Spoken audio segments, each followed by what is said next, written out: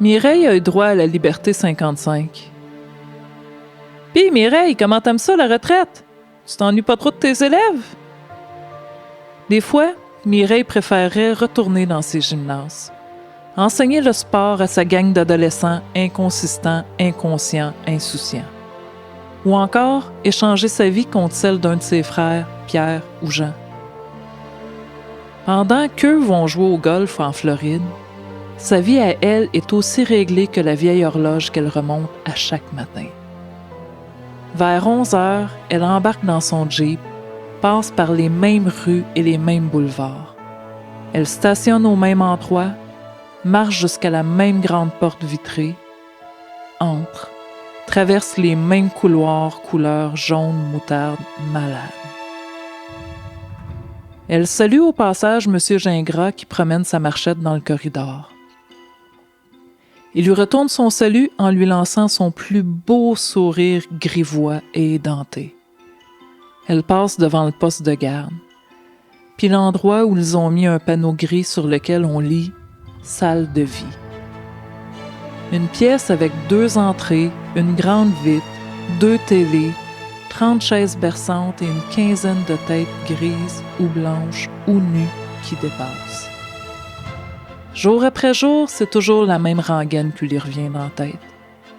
Est-ce qu'ils ont fait exprès pour que ça ait l'air tellement d'un aquarium? Elle arrive à la chambre 2014. « Bonjour, maman, comment ça va aujourd'hui? »« Vous êtes qui, vous? » Mireille accuse le coup, comme elle le fait en moyenne 2 jours sur 5. « Mais voyons, vous me reconnaissez pas, je suis Mireille. »« Mireille. C'est un joli prénom. J'ai une fille qui s'appelle aussi Mireille.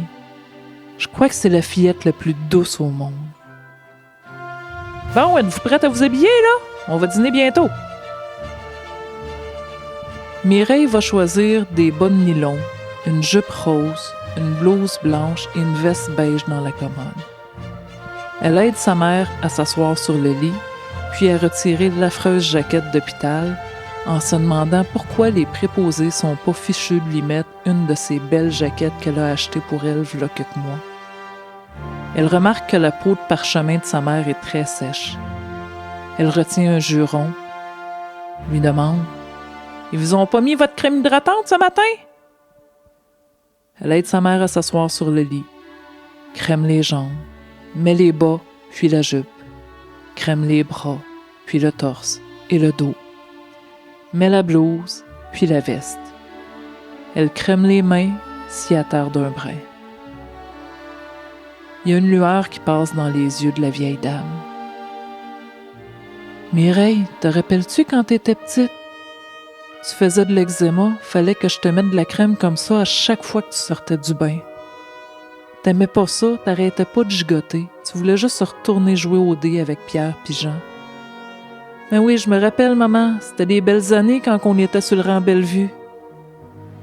Pis tes frères qui arrêtaient pas de te raconter des histoires de peur. Tu te réveillais souvent la nuit. Tu pensais qu'il y avait des vampires de cachés dans ton garde-robe. Il avait fallu que ton père remplisse le garde-robe de boîtes pour qu'il reste plus aucune place et qu'il mette la commode devant la porte pour que tu arrives à dormir tranquille. Hein? Je me rappelais plus de ça. Père avait vraiment condamné le garde-robe. Et les souvenirs reviennent à profusion, puis les rires en évoquant les coups pendables des 2 frères, pendant que les voix s'entrecoupaient de silence. Parfois, une larme apparaissait dans les yeux fatigués de la mère de Mireille. « Demain, je vais tout avoir oublié, c'est ça, hein? »« C'est pas grave, maman. On recommencera, c'est tout. » La liberté 55 de Mireille, c'est un sourire un peu désabusé. C'est pas aussi rose qu'elle l'aurait voulu, mais c'est un sourire, même s'il se perd dans le temps.